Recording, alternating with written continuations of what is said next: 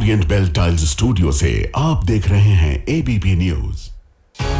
नमस्कार, मैं हूं प्रतिभा मिश्रा। भारत की बात की सभी दर्शकों को होलिका दहन की बहुत सारी शुभकामनाएं। तो चलिए दिन की हर बड़ी खबर के साथ आइए शुरू करते हैं भारत की बात। शुरुआत उन खबरों से जिन पर आज विस्तार से करेंगे चर्चा। होली जुमे से पहले देश के कई शहरों में फ्लैग मार्च निकल रहा है, मस्जिदों को ढका जा रहा है। आखिर त्योहार पर इतना तनाव क्यों है, बताएंगे हम। होली पर नफरती बोली के बीच आज योगी वर्सेस अखिलेश हो गया। सियासत की इस नई टक्कर में 2027 के चुनाव का कौन सा संकेत है, ये खबर भी आपके लिए होगी। बिहार में अपराध की वारदात बढ़ रही है। विपक्ष कह रहा है कि नीतीश राज नहीं, ये जंगल राज है। यहाँ कानून व्यवस्था बनेगी चुनावी मुद्दा, ये बड़ा सवाल है, इस पर भी करेंगे बात। और हर दिन की तरह रात 8:30 बजे होगी स्पेशल रिपोर्ट, जिसमें आज हम आपको दिखाएंगे होली पर कैसी आग है। तो भारत की बात की शुरुआत करते हैं और सबसे पहले बात देश में त्योहारों पर तनाव के माहौल की करेंगे। आज होलिका दहन है, कल रंगों की होली होगी, शुक्रवार का दिन है तो जुमे की नमाज भी होगी। होली जुमा साथ होने से प्रशासन की टेंशन बढ़ी हुई है। एहतियात के तौर पर कई शहरों में मस्जिदों को तिरपाल से कवर किया जा रहा है। नमाज का वक्त बदला जा रहा है। सड़कों पर फ्लैग मार्च निकाला जा रहा है। पुलिस प्रशासन की तरफ से शांति बनाए रखने की अपील की जा रही है। यहाँ हमारे पास आपके लिए एक सवाल है, क्या आपको भी इस बार की होली में कुछ अलग नजर आ रहा है? क्या आपको नहीं लगता कि इस बार होली में अबीर गुलाल वाले रंगों की जगह राजनीति के रंग ज्यादा बिखेरे जा रहे हैं? हम और आप तो सभी धर्मों के साथ मिलकर होली जुमा साथ मनाते आए हैं। कोई पहली बार ऐसा नहीं हो रहा है, लेकिन कुछ नेता ऐसे हैं जो अपनी राजनीति चमकाने के लिए त्योहारों पर देश में तनाव बढ़ा रहे हैं। इसीलिए हम पूछ रहे हैं कि त्योहारों पर इतना तनाव क्यों है।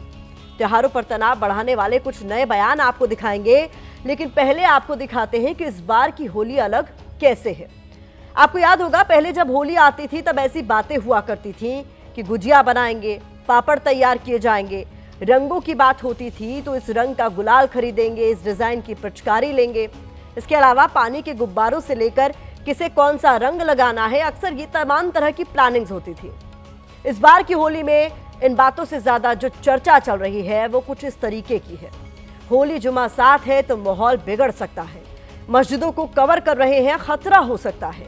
इस बार तो घर से दूर होली खेलने में डर सा लग रहा है। इस बार हम बाहर नहीं जाएंगे, घर पर ही होली मनाएंगे। हमारे और आपके आसपास ऐसी बातें चल रही हैं, लेकिन ये सिर्फ बातें भर नहीं है, बल्कि जमीन पर भी हालात कुछ ऐसे ही नजर आ रहे हैं। देश के अलग अलग शहरों से त्योहारों पर तनाव वाली ग्राउंड रिपोर्ट आपको देखनी चाहिए।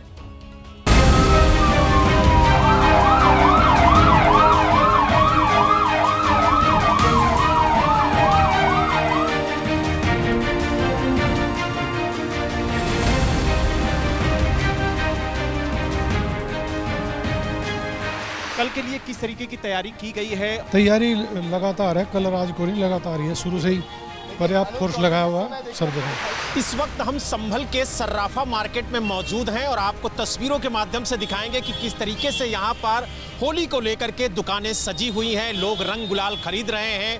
हालांकि इससे पहले इस तरीके की तस्वीरें यहाँ पर बहुत कम देखने को मिली हैं।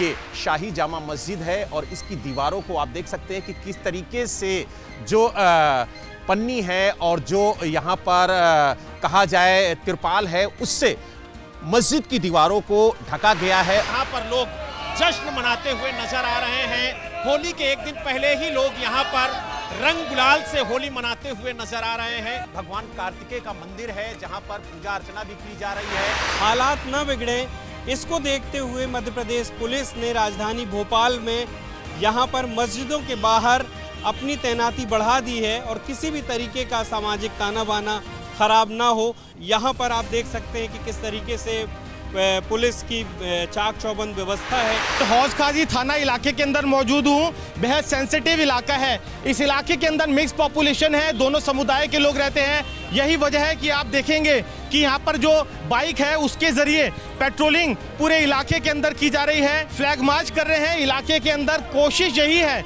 कि जो लोगों के अंदर एक सौहार्द की भावना है वो बनी रहे। NRSC क्लब में होली खेली जा रही है और छात्रों की हम आपको तस्वीरें दिखा देते हैं कि किस तरह से जो छात्र हैं वो एक दूसरे के ऊपर अबीर गुलाल के साथ जो है होली खेलते हुए आपको इन तस्वीरों में नजर आएंगे। तस्वीरें हम आपको दिखा रहे हैं। मेरे ठीक पीछे आपको जो मस्जिद है वो तिरपाल से ढकी हुई नजर आएगी। इसके साथ साथ दिल्ली गेट चौराहे पर जो मस्जिद है उसे ढका गया है।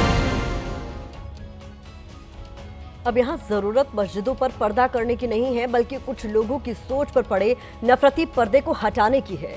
त्योहारों पर ऐसे तनाव बढ़ाने वाले दृश्य क्यों देखने पड़ रहे हैं, अब इसकी वजह भी आप जान लीजिए। इसके पीछे राजनीति के कुछ ऐसे चेहरे जिम्मेदार हैं जो लगातार नफरती भड़काऊ बयानबाजी कर रहे हैं, होली जुमे को लेकर जुबानी जहर उगल रहे हैं, अपनी राजनीति चमकाने के लिए देश का माहौल बिगाड़ रहे हैं। इनमें ज्यादातर बीजेपी के नेता शामिल हैं जो होली जुमे के बहाने देश को बांटने वाले बयान दे रहे हैं। ऐसे नेताओं के खिलाफ समाजवादी पार्टी अध्यक्ष अखिलेश यादव ने करारा पलटवार किया है। ये बयान सीएम योगी की तरफ से कल दिए गए बयान के बाद आया है। योगी और अखिलेश के बीच लड़ाई हिंदुत्व वर्सेस पीडीए की हो गई है। इस पे 2027 के चुनावी संकेत भी दिख रहे हैं। और पंथ संप्रदाय उपासना विधि का सम्मान करता हूं, चाहे वह सनातन धर्म से जुड़ी हुई कोई उपासना विधि हो या दुनिया के अंदर कोई भी अन्य उपासना विधि हो, कोई मत मजहब सेक्ट हो, उन सब के अंदर कुछ न कुछ अच्छाई होगी जरूर। लेकिन हम जबरन किसी पे कब्जा करके किसी की आस्था को रौंदे तो यह स्वीकार्य नहीं। जानबूझ करके भारतीय जनता पार्टी समाज में नफरत फैलाना या कैसे मुस्लिम समाज के लोग परेशान हो, यही फैसला जानबूझ करके लेते हैं। होली मिलजुल करके ही मनाई जाती है। अभी ये मुस्लिम समाज के प्रति नफरत फैला रहे हैं, आने वाले समय में पीडीए समाज के खिलाफ नफरत फैलाएंगे। इस बीच सीएम योगी पर पीडीपी अध्यक्ष महबूबा मुफ्ती ने डायरेक्ट अटैक किया है। उन्होंने कहा है कि यूपी के सीएम ने देश का माहौल खराब किया है। ये चीफ मिनिस्टर है, उन्होंने बहुत ही ज्यादा माहौल को खराब कर रखा है। हिंदू मुसलमान मिलके इसको मनाते थे जैसे ईद को मनाते हैं, ये बहुत गलत है। ये कैसा जहर फैला रहे हैं ये लोग, तो इसका नतीजा बहुत गलत होगा। बीजेपी के लीडरशिप की कोशिश है कि आग सुलगती रहे और आपस में हिंदू मुसलमान लड़ते रहे। अब बात उन चेहरों की करते हैं जिन्होंने होली के रंग में भंग डालने की कोशिश की है। यूपी से लेकर हरियाणा और मध्य प्रदेश तक नफरती बोली वाला वायरस तेजी से फैल रहा है। अब इस वायरस ने नए चेहरों को चपेट में ले लिया है।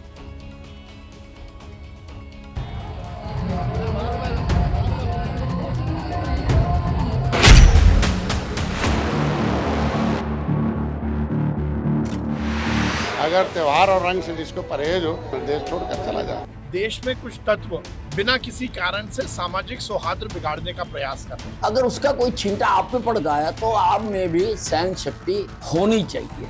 हर त्योहार के पहले हफ्ते भर से पूरे देश का माहौल ये लोग खराब कर रहे हैं। पता नहीं इन माननीयों के सियासी चश्मे पर कौन सा रंग चढ़ा है। इन्हें सिवाय हिंदू मुस्लिम के और कोई रंग नजर ही नहीं आ रहा है। क्या ये नहीं जानते कि संविधान का सिर्फ एक रंग है, वो है सबको बराबर की निगाह से देखना। लेकिन शायद इन्हें संविधान के रंग से परहेज है, क्योंकि ये धार्मिक और राजनीति के रंग की मिलावट करके अपनी सहूलियत से सबको रंगना चाहते हैं। संजय निषाद यूपी के कैबिनेट मंत्री हैं। माननीय की जिम्मेदारी है सबको साथ लेकर चलना, लेकिन ये तो रंग से बचने वालों को देश से बाहर करने की धमकी दे रहे हैं। तो होली के दिन अगर रंग लग जाए तो क्या, अगर त्योहार और रंग से जिसको परहेज हो, मैंने तो कहा था वो देश में रहने लायक है, देश छोड़कर चला जाए। हैरानी इस बात की है कि ऐसी बोली वाले कोई एक दो नेता नहीं है, बल्कि बीजेपी के नेताओं में जैसे जहरीली बयानबाजी की होड़ लगी है कि यदि हमें रंग से भेद है या रंग से डर लगता है तो हम घर से ना निकले ना। क्यों हम समाज का, प्रदेश का और देश का माहौल बिगाड़ना चाहते हैं। हिंदू अपने त्योहारों को धूमधाम से मनाएंगे। अगर उसका कोई छींटा आप पे पड़ गया तो आप में भी सहन शक्ति होनी चाहिए। जो भीगना नहीं चाहता वो घर में बैठे। मैं होली नहीं खेलता हूँ, मैं अपने घर में बैठता हूँ। जब राजनेताओं पर ऐसा रंग चढ़ा है तो धर्मगुरु और मौलाना कैसे पीछे रह सकते हैं। उन्होंने भी अपने नफरती बयानों के साथ मुंह खोल दिया है।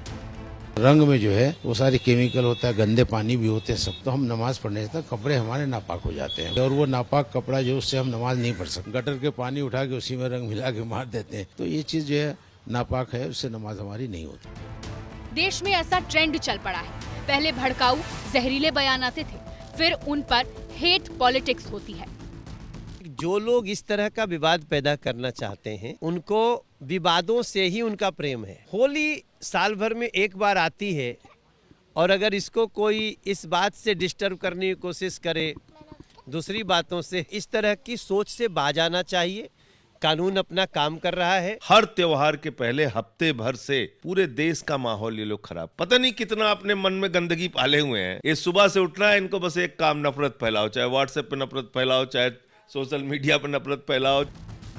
वैसे नेता तो रंग बदलने में माहिर होते हैं, वो सियासी नफा नुकसान देखकर रंग बदलते रहते हैं। सोचने की जरूरत जनता को है कि देश के अमन चैन और भाईचारे के लिए कौन सा रंग सही है और कौन सा नहीं। ऐसे ही राजनीतिक बयानों से माहौल बिगड़ने का डर है, इसीलिए यूपी के कई शहरों में मस्जिद को तिरपाल से कवर कर दिया गया है। इनमें संभल, बरेली, शाहजहांपुर और अलीगढ़ जैसे संवेदनशील क्षेत्र शामिल हैं। इसके अलावा हम आपको उन शहरों के नाम भी दिखाने जा रहे हैं जहां जुमे की नमाज का वक्त बदल दिया गया है। आप भी अपने शहर में नमाज का वक्त देखकर नोट कर सकते हैं ताकि कोई असुविधा ना हो। संभल, मुरादाबाद, रामपुर, बरेली, अमरोहा में दोपहर 2:30 बजे जुमे की नमाज होगी। इसके अलावा जौनपुर, मिर्जापुर, ललितपुर जैसे शहरों में 2 बजे नमाज का वक्त रखा गया है। हालांकि नमाज के समय में बदलाव कुछ मुस्लिम धर्म गुरुओं को रास नहीं आ रहा। मौलाना साजिद रशीदी ने इसको लेकर भड़काऊ बयान दे दिया है। कांग्रेस भी कह रही है कि ये बांटने वाली राजनीति है। ये सरकार फेल हो चुकी है। ये सरकार केवल और केवल प्रदेश और देश में लोगों को बांटना जानती है। ये कभी मस्जिद की बात करेंगे, कभी तिरपाल की बात करेंगे, कभी हिजाब की बात करेंगे, और जो जनता की मूल चीज़ें हैं उसको ये कभी भी जनता को नहीं देंगे और जनता को केवल भ्रमित करेंगे। होली पर मस्जिदों को ढका जाएगा तिरपाल से, ये ऐसा तोगलकी फरमान है जो आजादी से लेकर अब तक कभी भी सुनने को नहीं आया। ये सारे फरमान मुसलमानों के लिए और मस्जिदों के लिए क्यों है? ऐसा मत करो, मुसलमान इतना मजबूर नहीं है। मुसलमानों की खामोशी का नाजायज फायदा मत उठाओ। सिर्फ मुसलमानों को टारगेट करना, मुसलमानों का नाम लेकर फरमान जारी करना, मस्जिदों का नाम लेकर फरमान जारी करना, ये संवैधानिक नहीं है। इस खबर के आखिर में हम इतना ही कहेंगे कि आप दिल खोलकर होली भी मनाइए, जुमे की नमाज भी अता करिए, जो भी अपना काम है पूरे दिल से करिए, क्योंकि बशीर बद्र साहब ने भी कहा है कि वो दिलों में आग लगाएगा, मैं दिलों की आग बुझाऊंगा। उसे अपने काम से काम है, मुझे अपने काम से काम है। तो नेताओं को अपना काम करने दीजिए, आप अपना काम कीजिए। भाईचारे के प्रतीक त्योहारों को राजनीति का हथियार मत बनने दीजिए। बढ़ते हैं आगे भारत की बात पे और अब बात कर लेते हैं बिहार की। बिहार की राजनीति में आपने एक शब्द बार बार सुना होगा, जंगल राज। ये शब्द उस वक्त आया था जब बिहार में 1990 से 2005 तक लालू और राबड़ी की सरकार थी। इन 15 सालों में बिहार में क्राइम का ग्राफ बहुत बढ़ गया था। अब सवाल है कि क्या बिहार में जंगल राज लौट आया है? क्योंकि चुनाव से ठीक पहले नीतीश राज में क्राइम का ग्राफ एक बार फिर जंगल राज की याद दिला रहा है। आपके टीवी स्क्रीन पर पहली तस्वीर अररिया की है, जहां बदमाश को पकड़ने गए एएसआई की मौत हो गई। विपक्ष आरोप लगा रहा है कि एएसआई की हत्या की गई है। दूसरी तस्वीर 10 मार्च की है, जब आरा में गन पॉइंट पर तनिष्क शोरूम में सरेआम 10 करोड़ की लूट हुई थी। तीसरी तस्वीर 4 मार्च की है, जब हाजीपुर में एक निजी स्कूल पर बम फेंके गए थे। दर्जनों हमलावरों ने स्कूल पर ईंट पत्थर बरसाए थे। हालांकि इसका वीडियो 10 मार्च को सामने आया था। अभी तक जेडीयू और बीजेपी जंगल राज की याद दिलाकर आरजेडी को घेरती आई थी। नीतीश कुमार खुद लालू, राबड़ी और तेजस्वी को टारगेट करते थे, लेकिन अब आरजेडी बिहार में बढ़ते अपराध पर नीतीश कुमार से सवाल पूछ रही है। बिहार में हर रोज बढ़ते अपराध पर आज हमने एक पोस्टर तैयार किया है, जिसका नाम हमने दिया है चुनावी बिहार, अपराध की बहार। यानी चुनावी साल में बिहार में अपराधी आउट ऑफ कंट्रोल दिख रहे हैं। नीतीश राज में अपराधियों का हौसला इस कदर बढ़ गया है कि पुलिस भी सुरक्षित नहीं है।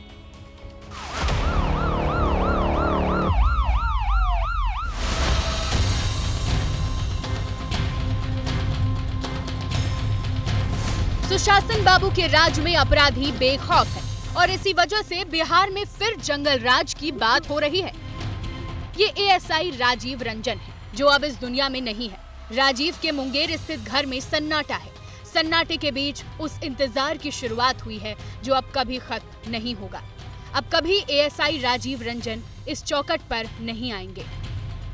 अब क्या सही है क्या गलत है, लेकिन वो अपराधी से लोहा लेते वक्त वो गया पकड़ने गए थे।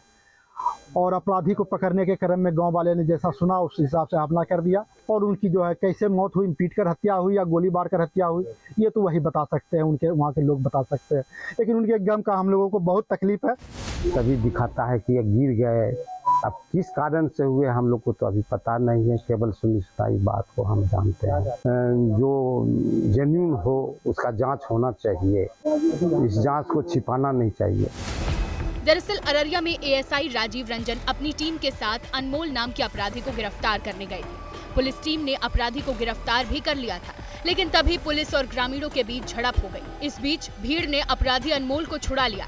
पुलिस और ग्रामीणों के बीच धक्का मुक्की में एएसआई राजीव रंजन बेहोश हो गए थे, जिसके बाद उनकी मौत हो गई। विपक्ष का आरोप है कि एएसआई राजीव की हत्या की गई है, जबकि राज्य के डीजीपी विनय कुमार इस पर क्या कह रहे हैं, सुनिए। जो धक्का मुक्की हो रहा था वो उसको मुक्त कराने के लिए कुछ अलग उलग कर रहे थे, उसमें ये गिर गए और गिरने के बाद ये अचेत हो गए, तो इसमें एफआईआर दर्ज किया गया जिसमें कई लोगों को गिरफ्तार किया गया है। इसमें इस पूरे मामले पर अब बिहार में राजनीति का रंग चढ़ गया है। विपक्ष नीतीश के सुशासन पर सवाल उठा रहा है। विपक्ष के हाथ अब वही मुद्दा लगा है जिस पर बीजेपी और जेडीयू आरजेडी को घेरती थी, यानी जंगल राज। सरकार नाम की कोई चीज नहीं बची, इकबाल खत्म हो गया। क्रिमिनल किसी भी जाति का हो उसको मारिए, खत्म करिए। कुछ घंटे पहले की ही बात है जब नीतीश कुमार विधान परिषद में अपने काम गिना रहे थे। आरजेडी को उनके समय की याद दिला रहे थे। कह रहे थे आपके समय में क्या काम हुआ है, काम तो हमने करके दिखाया है। लेकिन नीतीश कुमार के राज में अब काम कम, अपराध ज्यादा नजर आ रहा है। कितना ज्यादा महिलाओं के लिए हम लोगों ने काम किया, इसीलिए सब चला गया। कोई काम नहीं था इसलिए अंड बंड बोलता था। क्या बीच में तो ले लिए थे, बेमतलब का बात था। जब कोई काम नहीं करता था हटाए। कानून व्यवस्था पूरी तरीके से फेल हो चुका है, अपराधी जो है बेलगाम हो चुके हैं। कोई एक दिन नहीं है जिस दिन बिहार में 200 राउंड से भी ज्यादा गोलियां चलती हैं। हमको लगता है कि अब नीतीश कुमार जी पूरी तरीके से अपराधियों के आगे उन्होंने सरेंडर कर दिया। सरेआम लूट, बमबाजी, पत्थरबाजी, ये सभी वारदात पिछले कई दिनों से बिहार की कानून व्यवस्था पर सवाल उठा रही है। बिहार में एक बार फिर जंगल राज की बात हो रही है। फर्क सिर्फ इतना है कि उस वक्त लालू राबड़ी की सरकार थी और आज नीतीश कुमार की सरकार है। बिहार में बढ़ रहे अपराध की वजह से नीतीश सरकार बैकफुट पर दिख रही है, इसलिए इस मुद्दे को भी आरजेडी ने तुरंत लपका है। बिहार के नेता प्रतिपक्ष तेजस्वी यादव ने तो अपराध को नोटिस करने के लिए टीम तक बना रखी है ताकि नीतीश सरकार को घेरा जा सके। अब इसी मुद्दे पर सरकार और विपक्ष आमने सामने है।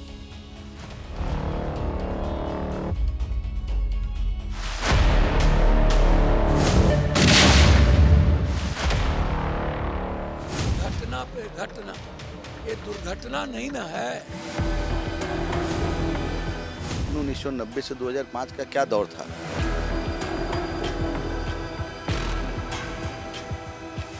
बिहार गवर्नेंस के मामले में पैरालाइज्ड। नीतीश जी के शासन में क्राइम और क्रिमिनल्स के साथ नो कॉम्प्रोमाइज की नीति है। सरकार पे हमला हुआ है, किसी हालत में भी दोषी होंगे, नहीं बचेंगे। बिहार राम भरोसे, कुछ भी लॉ एंड ऑर्डर का कुछ बचा ही नहीं है। जो सुरक्षा की गारंटी देगा जनता की, वो भी सुरक्षित नहीं रहे। 2005 के पहले के पाप को हम ढो रहे हैं।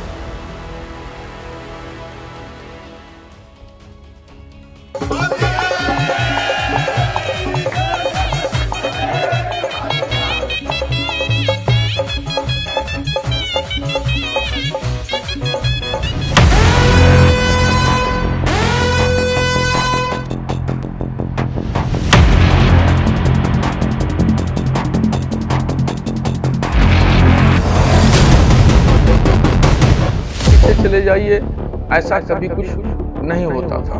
न कोई चीज ढकी जाती थी और न ही इस तरह के मामलात, वाक़यात, हादसात होते थे जिस तरीके से आज ये हो रहे हैं।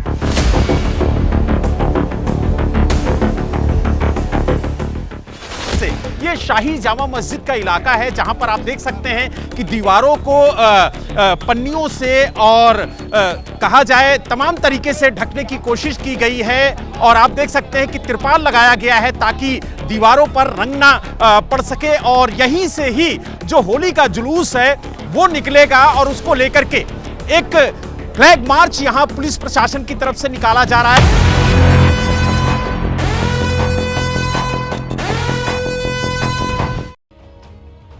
होली के हुड़दंग का बड़ा अजब है हाल, हर मुखड़ा खुश रंग है, जीवन बना गुलाल। होली पर ऐसे एक नहीं बल्कि अनगिनत दोहे, कविताएं, गीत आपको मिल जाएंगे, क्योंकि होली वो एक त्योहार है जो एक दूसरे को सिर्फ जोड़ता नहीं बल्कि उसमें रंग भर देता है।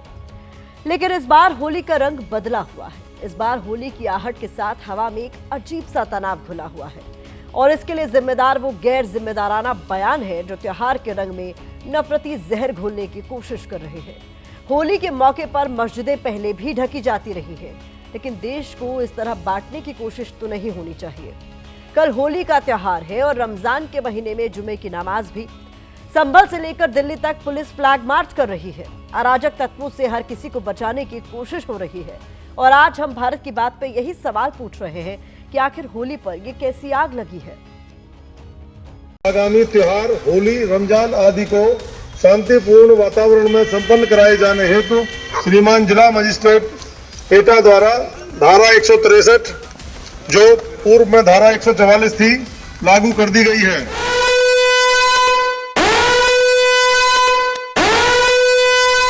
उत्तर प्रदेश के एटा जिले में होली के मौके पर एहतियातन प्रशासन ने पूरे जिले में धारा 163 लागू कर दी है, जो दिनांक 7 मार्च 2025 से 7 मई 2025 तक लागू रहेगी। एटा की गलियों में घूम घूम कर पुलिस उपद्रवियों को चेतावनी दे रहे हैं कि अगर शांति भंग करने की कोशिश हुई तो पुलिस कड़ी कार्रवाई करेगी।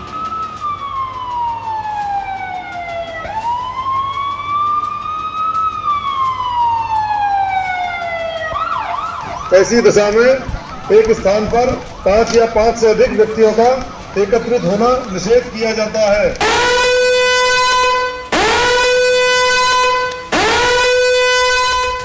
एटा के बाद सीधे चलिए देश की राजधानी दिल्ली, जहां एक नहीं बल्कि 24 संवेदनशील जगहों पर पुलिस ने कानून व्यवस्था को बनाए रखने के लिए कड़े इंतजाम किए हैं।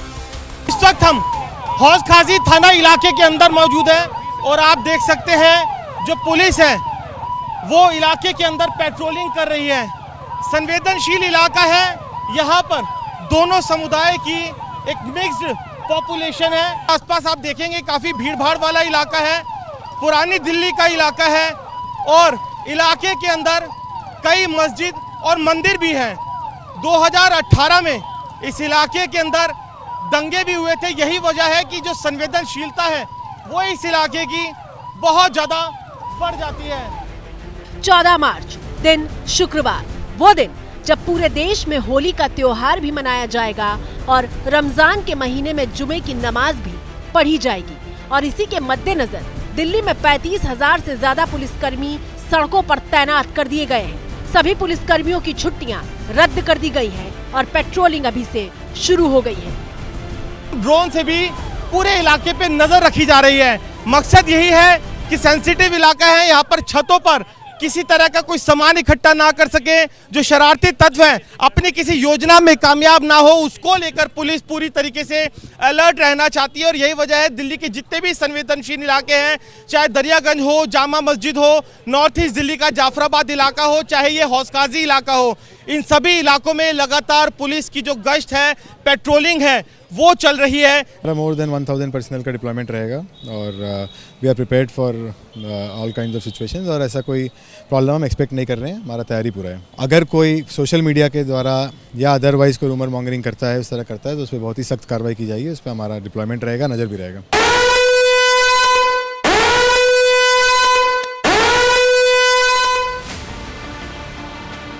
और इस वक्त आपकी स्क्रीन पर जो तस्वीरें मौजूद हैं वो देश के जाने पहचाने जा चुके यूपी के संभल से आई हैं। इस वक्त हम शाही जामा मस्जिद के पास ही मौजूद हैं, जहां पर पुलिस फ्लैग मार्च निकाल रही है और आप देख सकते हैं कि किस तरीके से पुलिस प्रशासन यहां पर लोगों के अंदर जो कॉन्फिडेंस बिल्डिंग डेवलप करने की कवायद है वो पुलिस की तरफ से की जा रही है, ताकि लोगों में एक विश्वास जगे कि प्रशासन पूरी तरह से मुस्तैद है। वो संभव जहां होली के रंग भी दिखाई दे रहे हैं और यहाँ की सकरी गलियों में फ्लैग मार्च करती पुलिस के कदम ताल की आवाज भी सुनाई दे रही है। हम अपने सहयोगी से कहेंगे कि थोड़ा दिखाएं कि किस तरीके से ये शाही जामा मस्जिद का इलाका है, जहां पर आप देख सकते हैं कि दीवारों को पन्नियों से और तिरपाल लगाया गया है ताकि दीवारों पर रंग ना पड़ सके, और यहीं से ही जो होली का जुलूस है वो निकलेगा और उसको लेकर के कि किस तरीके से यहां पर एक फ्लैग मार्च के जरिए लोगों को संदेश देने की कोशिश की जा रही है कि प्रशासन पूरी तरह से मुस्तैद है। सभी इस चीज़ के लिए निर्भय रहें कि होली में कहीं भी कोई गड़बड़ी होने दी जाएगी, बल्कि जिसने भी गड़बड़ी करने की कोशिश की कड़ाई से निपटा जाएगा और होली सकुशल बनाया जाए, यही है। इस फ्लैग मार्च में संभल के सीईओ अनुज चौधरी भी आपको दिखाई दे रहे होंगे। होली पर नमाज और उससे जुड़े विवादित बयान देने के बाद अनुज चौधरी का पहला बयान सामने आया है। फूड पेट्रोलिंग की जा रही है, बस यही है, कानून व्यवस्था के लिए की जा रही। तैयारी लगातार है, कल आज को नहीं, लगातार ही है, शुरू से ही पर्याप्त फोर्स लगाया हुआ है सब जगह। दरअसल होली और रमजान पर जुमे की नमाज को लेकर विवाद सबसे पहले संभल के डीएसपी अनुज चौधरी के बयान से ही शुरू हुआ था। तो मेरा स्पष्ट संदेश ये है, जिस भाई को होली खेलनी हो उस दिन वो बाहर निकले, और जिसमें कैपेसिटी हो रंग झेलने की, जिसका बड़ा मन हो वो बाहर निकले। यदि आपके ऊपर कोई रंग गिर गया तो इसका मतलब नहीं, यदि रंग गिर गया तो फिर तो यदि वो जगह यदि आप लगते हो इतना खराब होगी तो उसे कटवा दो ना उस हाथ को जहां लग रंग गिर गया। और उसके बाद तो सिलसिला शुरू हो गया। ऐसा शुरू हुआ कि त्योहार से ठीक पहले भी अपने बयानों से नफरत का बारूद बरसाने वालों के बीच होड़ मची हुई है। सबसे ताज़ा बयान देने वालों में मुंबई के मौलाना खलील उर रहमान का नाम शामिल हो गया है। कि होली चूंकि उसमें रंग में जो है वो सारी केमिकल होता है, गंदे पानी भी होते हैं, सब कुछ, तो हम नमाज पढ़ने तक कपड़े हमारे नापाक हो जाते हैं, बस ये है, कपड़े में नापाकी हो जाती है, और वो नापाक कपड़ा जो उससे हम नमाज नहीं पढ़ सकते हैं। रंग का बेचना या किसी और चीज़ का बेचना, कारोबार करना वो कोई बुरी बात नहीं है, लेकिन वही बता रहा हूँ ना कि रंग में सिर्फ रंग नहीं होता ना, पानी के अंदर गंदगी हो जाता है। बहुत से तो हमने देखा है यूपी में गटर के पानी उठा के उसी में रंग मिला के मार देते हैं, कीचड़ उठा के मारते हैं, गोबर मार देते हैं, तो ये चीज़ जो है नापाक है, उससे नमाज हमारी नहीं होती है। क्या इसे उकसाना नहीं कहते? क्या धर्म के नाम पर इसे भावनाएं भड़काना नहीं कहते? मौलाना साहब, आप तो पढ़े लिखे हैं, खुद को धर्म का जानकार कहते हैं, फिर कम से कम आप तो जिम्मेदारी से बयान देते। बहुत से तो हमने देखा है यूपी में गटर के पानी उठा के उसी में रंग मिला के मार देते हैं, कीचड़ उठा के मारते हैं, गोबर मार देते हैं, तो ये चीज़ जो है नापाक है, उससे नमाज हमारी नहीं होती है। आपके शब्द जिम्मेदार नहीं बल्कि बेहद गैर जिम्मेदार है। आपके शब्द बेहद गैर जिम्मेदार हैं और ऐसे एक नहीं कई बयानवीर हैं। मिसाल के तौर पर अगला बयान सुनिए। संभल एडमिनिस्ट्रेशन का एक बयान सामने आया है जिसमें उन्होंने कहा कि होली पर मस्जिदों को ढका जाएगा तिरपाल से।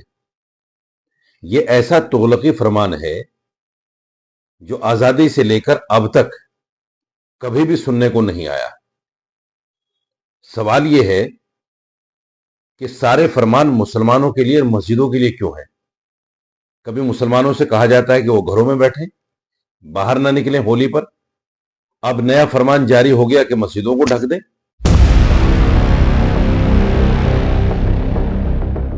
जानबूझकर कौन रंग डालता है साहब? क्या हिंदू और मुसलमान मिलकर होली का त्योहार नहीं मनाते? क्या मुसलमान हिंदुओं को ईद की सेवई नहीं खिलाते? फिर दोनों धर्मों के बीच नफरत की तलवारें खींच देने जैसी बयानबाजी आखिर क्यों की जा रही है?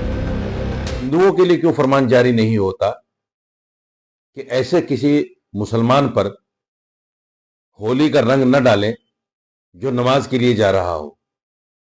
या उनको ये क्यों नहीं कहा जाता कि मस्जिद के आसपास ना फटके, नहीं तो उनके खिलाफ कार्रवाई होगी। मुसलमान इतना मजबूर नहीं है। मुसलमानों की खामोशी का नाजायज फायदा मत उठाओ। प्रशासन तो अपना काम कर ही रहा है। ये आप लोगों की बयानबाजी का ही नतीजा है कि होली जैसे त्योहार के ठीक पहले उत्साह से ज्यादा तनाव महसूस हो रहा है और ये काम दोनों पक्षों की तरफ से बराबरी से किया जा रहा है। भारत में भारतीय संस्कृति भारतीय संविधान के हिसाब से रहें, और जिनको लगता है कि नहीं हमें भारतीय संस्कृति में पसंद नहीं है रंग, तो फिर वो देश तो पहले ही तय था 1947 में, और जिनको जाना था वो चले गए, और जो हैं तो अब तो उनको पसंद करना ही पड़ेगा ना। माननीय संजय निषाद जी, आप तो उत्तर प्रदेश सरकार में कैबिनेट मंत्री हैं। आपसे अपेक्षा की जाती है कि आप न सिर्फ बिना भेदभाव के जनता के लिए काम करेंगे बल्कि संविधान की रक्षा भी करेंगे, लेकिन आप तो संविधान का हवाला देकर गलत बयानबाजी करने पर ही उतर आए। संविधान में ऐसा कहां लिखा हुआ है जैसा आप कह रहे हैं? हिंदुस्तान में हिंदू मुसलमान मिलकर रहते हैं और त्योहार साथ मनाते हैं, ये भी तो भारतीय संस्कृति का ही अटूट हिस्सा है। फिर आप ये बात भला भूल कैसे गए? और चलिए भूल भी गए तो हम एक तस्वीर के जरिए आपको याद दिला देते हैं।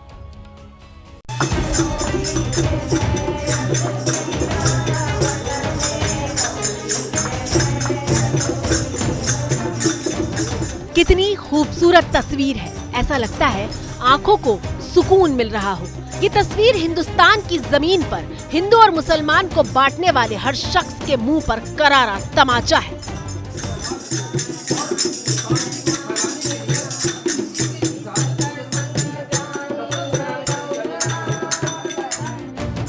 ये तस्वीर बता रही है कि भारत कट्टरपंथियों को पहले भी हराता आया है और इस बार भी हराकर दिखाएगा। देश मिलकर होली का त्योहार मनाएगा। हजारों सालों से होली हो रही है और हमारे मुसलमान भाई भी होली में शामिल होते हैं, लेकिन ये 7-8 साल में इस देश में जो चल रहा है, कुछ लोगों की साजिश है कि माहौल बिगड़ा जाए, दंगे हो जाए, तनाव पैदा हो जाए, हिंदू मुसलमान हो जाए। वाकई कुछ लोग तनाव पैदा करने की कोशिश कर रहे हैं, लेकिन तनाव तब तक पैदा नहीं होगा जब तक मुरादाबाद के विधायक हाजी मोहम्मद फहीम इरफान जैसे लोग मोहब्बत का पैगाम देते रहेंगे। हम सब लोग एक मोहब्बत भरे देश में रहते हैं जो हिंदुस्तान है। मजहब नहीं सिखाता आपस में बैर रखना, हिंदी है हम वतन है हिंदुस्तान हमारा। यहाँ पर हर वर्ग, हर जात, हर बिरादर सिर्फ ये चाहता है कि एकता भाईचारा हमेशा कायम रहे, हमेशा एकता की बात हो, मोहब्बत की बात हो, अमन की बात हो। वाह विधायक जी वाह, क्या बात कही आपने, दिल जीत लिया कसम से। इतनी सी बात सबके दिमाग में उतर जाए कि कोई भी धर्म नफरत करना नहीं सिखाता तो सारा बवाल ही खत्म हो जाए। हम होली की खुशियों में भी शामिल होने वाले लोग हैं, ईद की खुशियों में भी शामिल होने वाले लोग हैं। हम आपस में प्यार चाहते हैं और प्यार करते हैं एक दूसरे से। हिंदुस्तान सारी दुनिया में अपनी संस्कृति के लिए, अपनी मोहब्बत के लिए ही जाना जाता है। जो मौलाना कहते हैं ना कि होली का रंग नापाक होता है, जो कहते हैं कि उसमें गंदा पानी होता है, वो जरा इस तस्वीर को देखें और इस तस्वीर में घुली मोहब्बत को महसूस करें, जिसकी इस वक्त देश को सबसे ज्यादा जरूरत है। वहीं हम सब मिलकर के एक दूसरे के साथ बैठ करके रंगों का त्योहार मनाते हैं, जो खुशियां लेकर के आता है। हर समाज के लोग एक दूसरे के त्योहार पर एक दूसरे को बधाई देते हैं। हम त्योहारों से जुड़े हुए हैं। हमारे त्योहार के समय पर जो कारोबार होता है उससे भी हम एक दूसरे से जुड़े हुए हैं। उत्तर प्रदेश में एहतियात के तौर पर नमाज का वक्त बदल दिया गया है। मुरादाबाद की जामा मस्जिद में जुमे की नमाज 2:30 बजे अता की जाएगी। रामपुर, संभल और अमरोहा में भी जुमे की नमाज 2:30 बजे अता की जाएगी। हमें उम्मीद है कि ये दिन दोनों कम्युनिटीज अपने अपने मजहबी अकीदे के मुताबिक ही मनाएंगे और किसी भी किस्म का कोई भी कंफ्यूजन या कोई भी खलफिशार नहीं होगा। नमाज का वक्त बदल दिया गया है, लेकिन प्रशासन भी पूरी तरह मुस्तैद है। तस्वीरें यूपी की राजधानी लखनऊ से आई हैं, जहां पुलिस अलर्ट पर है और फ्लैग मार्च किया जा रहा है। इस वक्त मैं लखनऊ में चौक में मौजूद हूं और आप देखिए मेरे पीछे ये जो कई थानों की जो फोर्स है वो यहाँ पर मार्च करते हुए आपको दिखाई दे रही है और ये होली के साथ साथ जुमा जो है वो एक साथ सकुशल संपन्न हो जाए, इसको लेकर के ये मार्च है। उन सब मिला के करीब 40 स्थान ऐसे आते हैं जिनका चिन्हीकरण किया है। वहाँ सब में उसको CCTV कैमरे से युक्त किया गया है।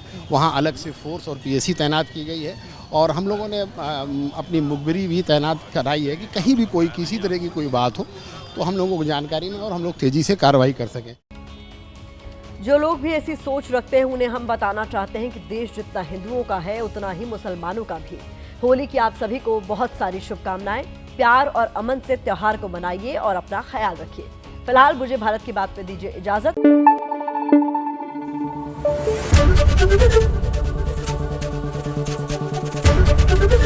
ABP न्यूज़ आपको रखे आगे।